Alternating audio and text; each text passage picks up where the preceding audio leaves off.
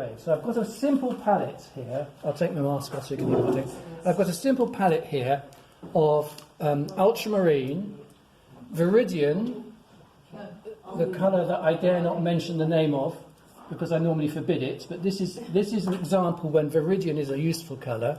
Why don't you like viridian? Well, the reason viridian, it's a colour if people think green is viridian. They paint their grass green with viridian and it doesn't look like grass. Or they paint their trees viridian and it don't look like trees. As a colour it's really useful. I don't object to using it to mix with, but as a green on its own it's not a natural green. And this is yellow ochre and white. So very simple to start with. And all I've done is mixed my ultramarine with white and a little bit of viridian, and then white with a lot more viridian and white, and then here I've introduced a bit of yellow ochre. So I've got these different colours, and I could also have a red in there and do purpley colours, but I'm just keeping it simple for this demonstration. So that's the palette.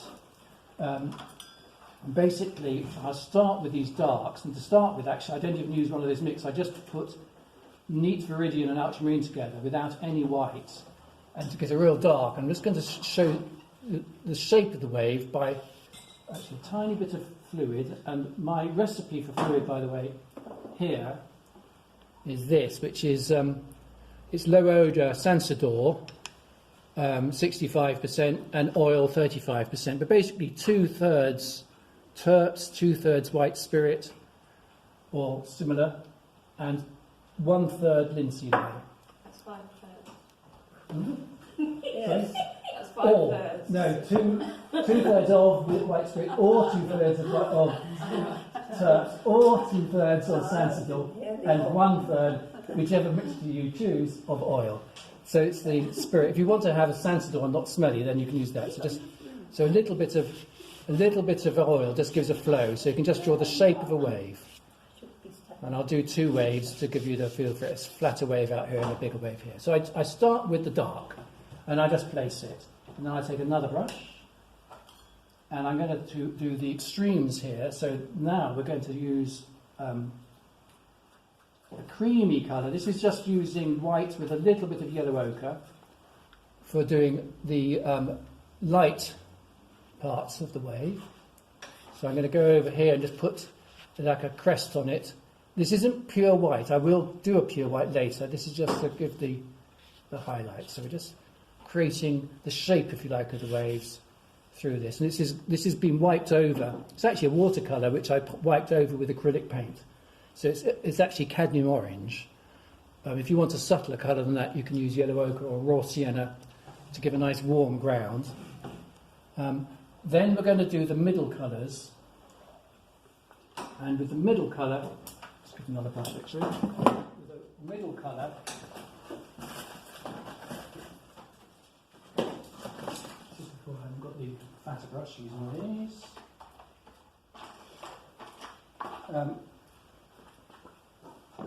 I'm going to be putting in, this is where the mixture of ultramarine with a little bit of viridian and white produces a nice bright blue. So this is the middle colour coming into other parts of the sea. So we just look for... So I place the dark, I place the light, and then I go back in with the middle colour. Sometimes that middle colour runs between those two, sometimes it's behind. And at this stage I'm not really trying to define the waves, I'm just placing the colours in the right places. And then I'll come back and start connecting them, and then I'll end up putting detail in. So at this point I can just get the light colour here and connect it to the top of the wave by pushing the colours together. At this point I then sweep the brush to and fro to create the movement that you can detect in your waves. If you're sitting on the deck of a ship doing this, bear in mind you're going to be rocking to and fro as well, so that could help. So you just connect up those colours, and as you do so you might find the brush goes a bit grubby, so keep cleaning the brush in your solution, dry it off so it's not too wet, And then you'll get a nice clean blend of the colours. So this is the point where the darker wave is rolling down into a lighter trough. We're against the light in this particular sea. Same down here. So again, I just clean the brush, dry it off. If you were using acrylic paint and not oil, Yeah, with acrylics, would you be using different brushes for... I'd use exactly the same brushes. The only difference is I would have a retarder in the acrylics. Slow drying gel being my favourite. But you wouldn't have to do anything about the brushes. No, I use exactly the same brushes. You keep using the same brushes. And they often say brushes for acrylic or brushes for oil. And the difference is a lot of brushes designed for acrylic are synthetic, and they work with oils as well. Yeah. No, what I mean is, would you need to clean it off in between? Oh yes. That was the point. I beg your pardon. Yeah, you'd be rinsing your brush, drying it off each time, Doing that, of course. just so you're keeping your colours clean. Otherwise, you get mud. Yeah. Exactly. And in oils, that's the most common complaint. Students starting with oils say, "I'm getting my colours mucky." So I'm trying to place the colours and then connect them. And here, maybe there's not enough colour, so let's go back into the middle colour here. Put it in here, put it down here. Then I'll go back and move those colours up into the shapes I want. So as I paint up underneath the foam, I'm just looking at how the colour tucks right underneath a bit of the toppling wave. I better bring this down so you can see what's going on here. So you've got the waves cresting, and in fact, none of these crests are really, really white. Just little bits here and there, but they're mostly actually sort of sky blue colour related to this cobalt blue sky. The emphasis, though, on these waves, obviously you've got the boat where the eye is directed, but the emphasis is this little bit of reflecting light on the water here, which is yellowy white, and the white crest here. That's the brightest area in the whole of the sea. So the eye's taken to it. So when you do this, if you want to create a highlight, I've done it with here, previous demo on a darker surface, that's where I'm going to just create these little highlights in here, break that down a bit, put some sparkle, so that the eye is taken through the waves towards that point. So I'll try and do that here. And in fact, I'll just place a horizon above with this middle blue, a little bit more green in it. There's a horizon going above it. And this to do a straight line in oils, you don't need a ruler like in watercolours. You can normally just use your whole arm, swing it right across like this. The paint's a bit dry, let's just load the brush a bit stronger. And I would normally do this having painted the sky, which I haven't yet painted. So with the wet, just slightly wet brush, you can get a nice crisp edge to your horizon, basically. If you find it difficult to get it dead straight, turn a ruler upside down and paint against it. I can now move that colour down to the top of that wave. You start to get depth across the surface of the sea. And I will do more, but the detail at this stage, I'll take my smaller brush, and this is neat white paint. This is when I can go along, just flicking over the tops here. More paint, flicking over this. And what I'm doing is I'm rolling the brush up and down to follow that wave, twisting it as I go. Let's put some more paint on it. So this is just pure white, but obviously it's picking up the colours around it. Slightly moisten the brush, make sure it's clean. Lots of paint, and rolling the brush. And you actually can leave the paint in big lumps here. And then again, looking at our source, we can decide whether to put little flicks going back down, wave rolling back down again. Whoops, that brush is falling apart. All my best brushes do that. So you can just flick down into the other colour. At this point, you're picking up a bit of those colours, and you're trying to follow the movement here.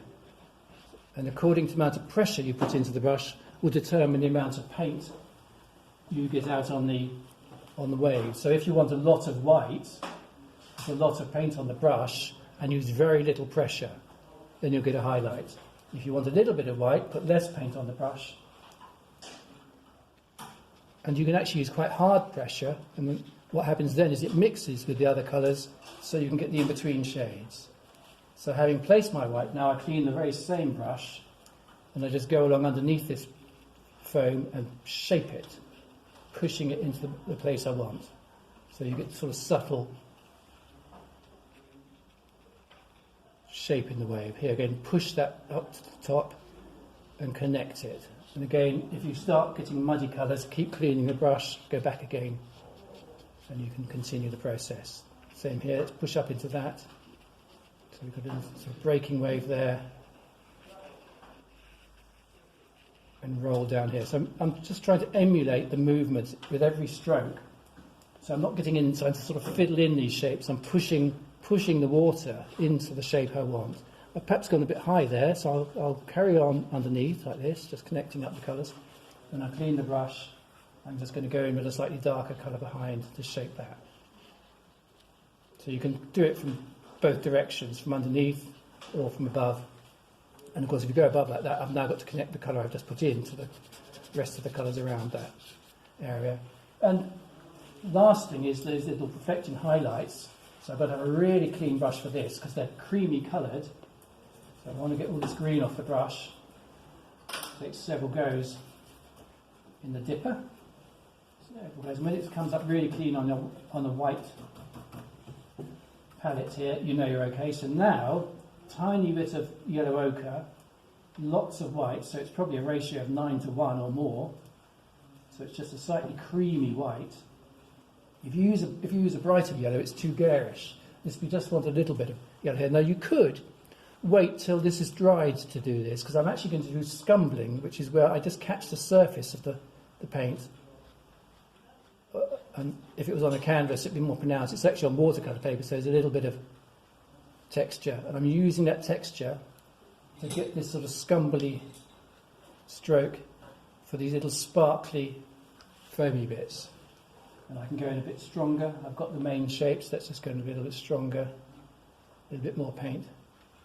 And again, you can clean your brush off completely when you've got enough colour in there.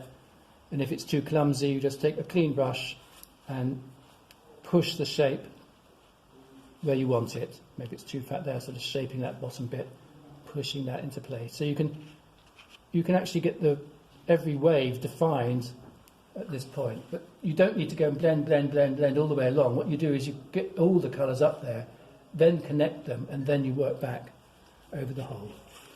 And then you have got your wave.